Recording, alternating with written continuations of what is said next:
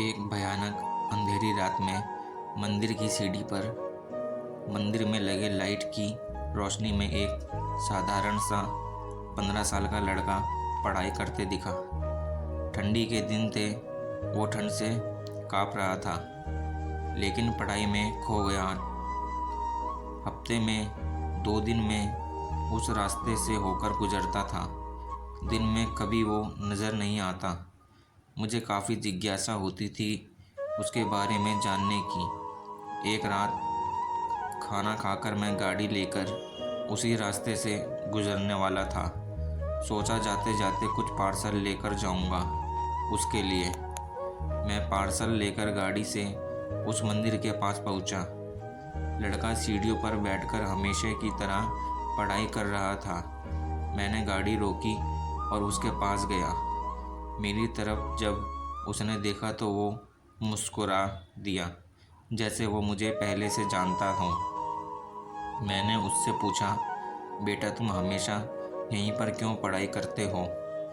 Sir, घर में बिजली नहीं आती, मेरी माँ बीमार रहती है और तेल डालकर दिया जलाने लायक मेरी परिस्थिति नहीं है, बस इसलिए मैं यहाँ आकर पढ़ता हूँ। तुम मुझे देखकर मुस्कुराए। क्यों? मैंने पूछा।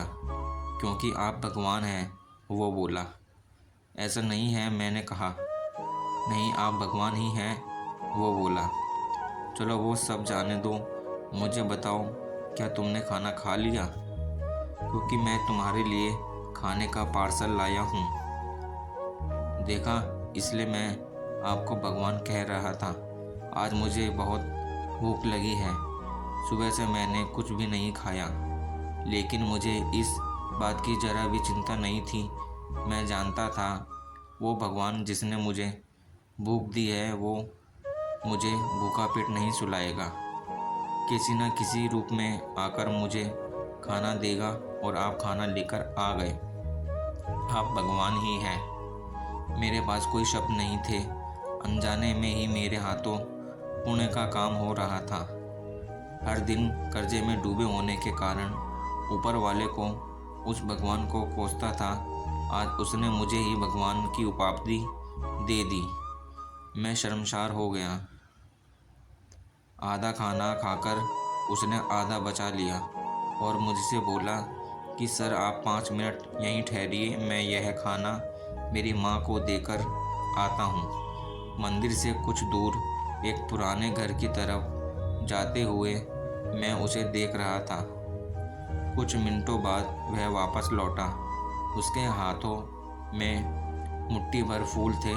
उसने वो मेरे पैरों में रख दिए और बोला, माँ ने कहा है जिस भगवान ने हमारा पेट भरा है उसके चरणों में थोड़े फूल तो चढ़ाने ही चाहिए। मेरी आंखें बंद हो गई और उसमें अपने आप आंसू निकल गए। आंखें खोल के मैंने उसके पुराने घर के तरफ देखा। उस घर के सामने पेड़ पड़े पत्थर में भी मुझे प्यारी सी मुस्कान दिखाई दे रही थी। उस लड़के की आंखों में मुझे साक्षात भगवान दिखाई दे रहा था। दोस्तों, कहते हैं कि भगवान सबकी मदद करते हैं, बस वह खुद सामने नहीं आते।